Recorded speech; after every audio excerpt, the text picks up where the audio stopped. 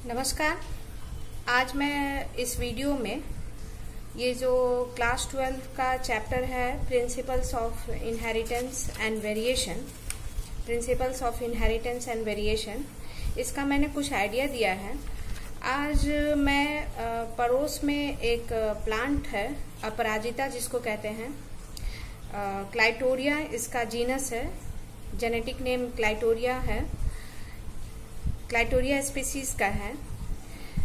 मैं बस इस प्लांट को लेकर आई हूँ ताकि आप को रिलेट कर सकें इस प्लांट के कैरेक्टर को with the pea plant that is pisum sativum, जिसके साथ father of genetics sir Mendel ने एक्सपेरिमेंट किया था।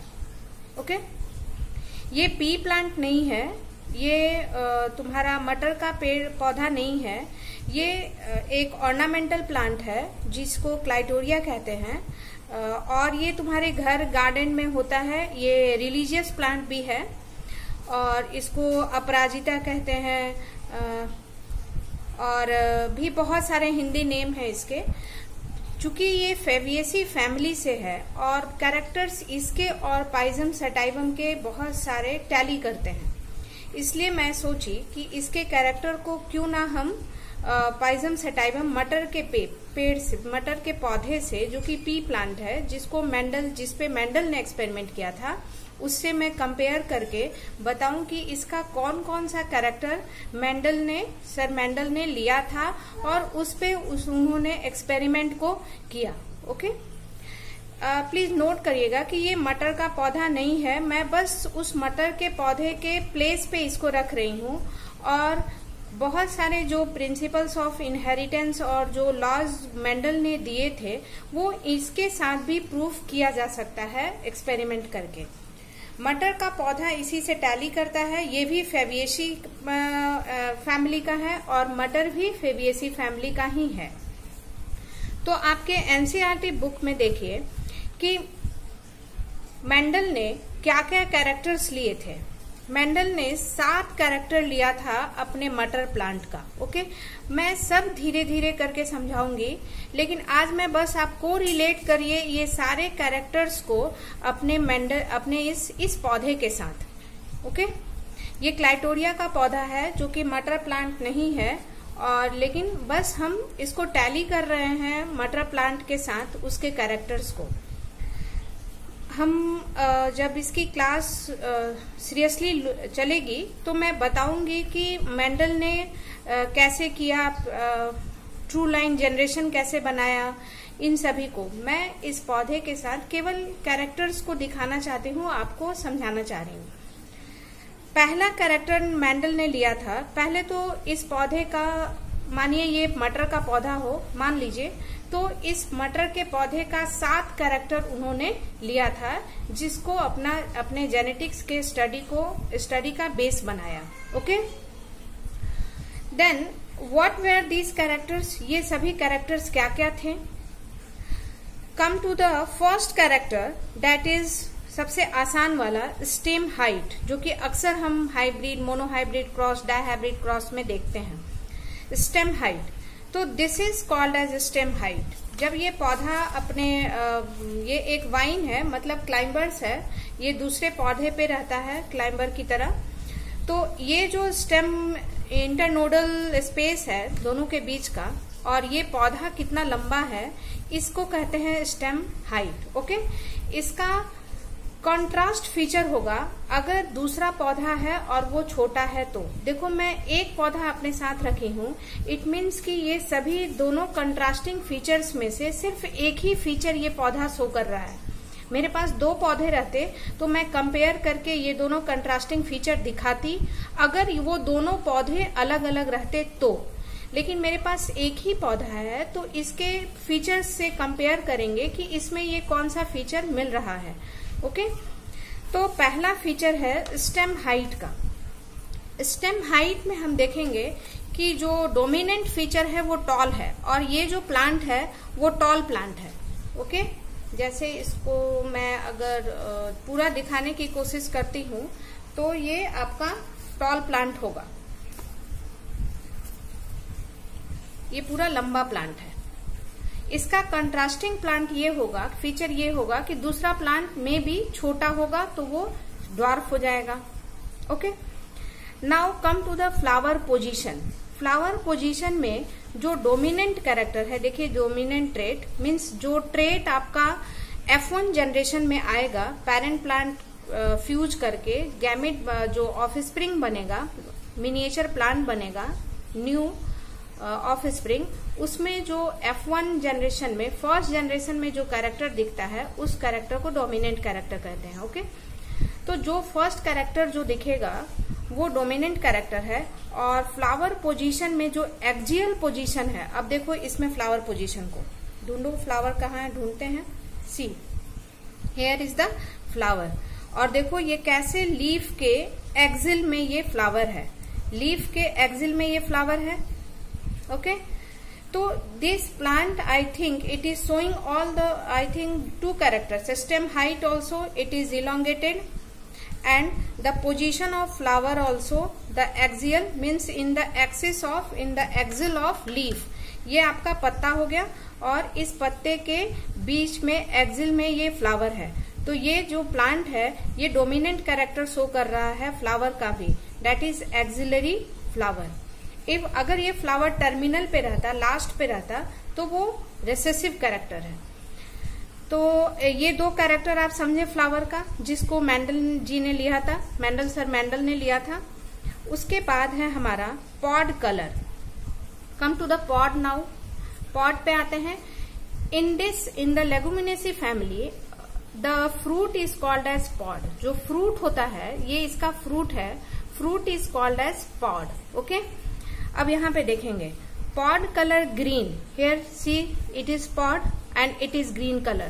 I think this plant is totally dominant in features, showing all the characteristics in dominant nature। तो यहाँ पे आप pod को देखेंगे, pod means fruit, fruit को देखेंगे तो देखिए ये green है। और अगर दूसरा कोई प्लांट रहेगा उसमें अगर आप येलो देखें तो समझ जाइए वो रिसेसिव कैरेक्टर शो कर रहा है। तो ये हमारा पॉड हो गया फ्रूट, जो कि ग्रीन एंड येलो हो सकता है।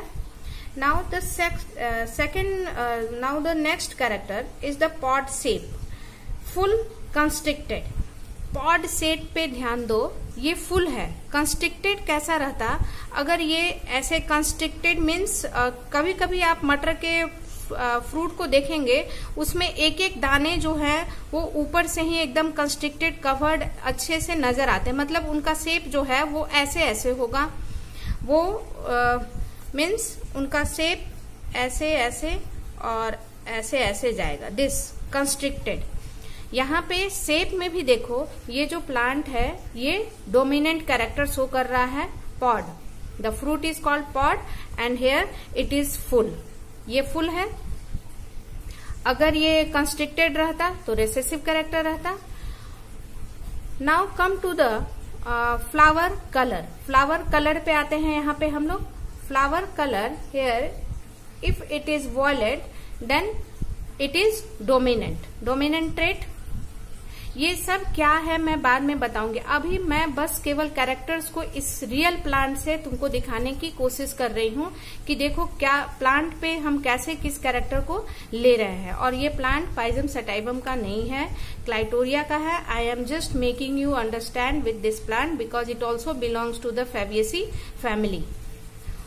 Now if the flower colour is violet, मटर में वॉयलेट कलर होता है, इसमें ब्लू है।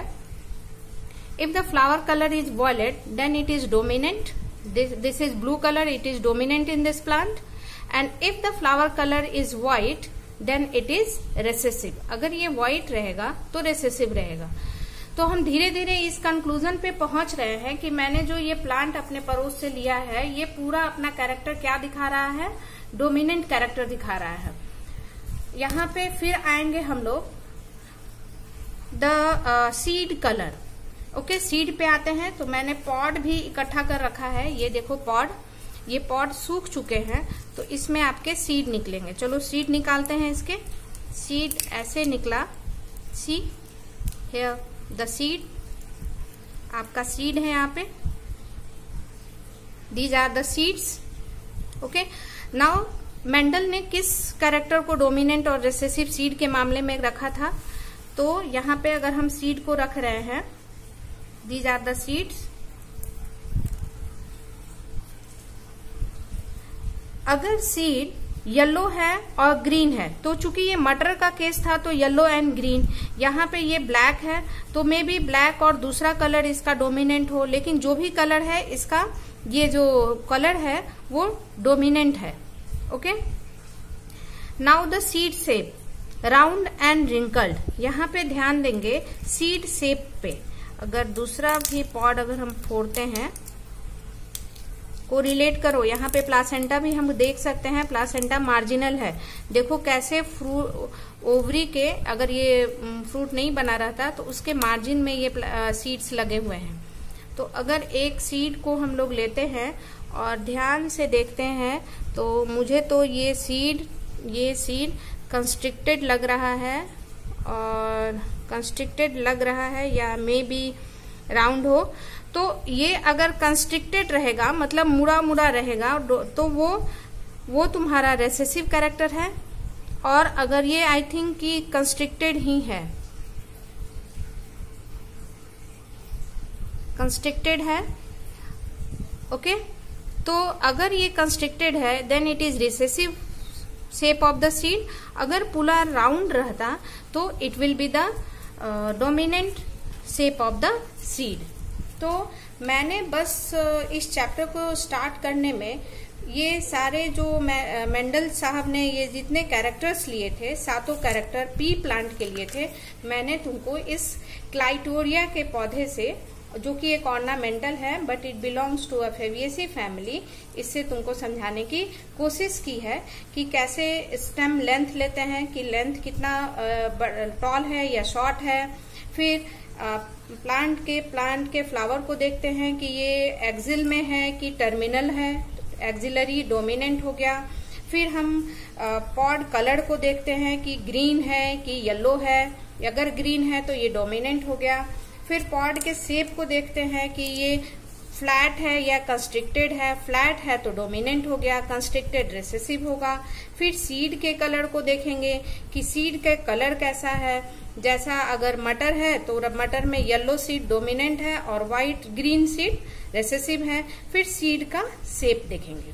These all 7 characters Mendel has taken, which I have made you to make you understand from this Clitoria plant. This is ornamental, that is grown that you can easily find in your garden. मुझे अभी मटर का season नहीं चल रहा है, इसलिए मुझे मटर प्लांट नहीं मिल पाया.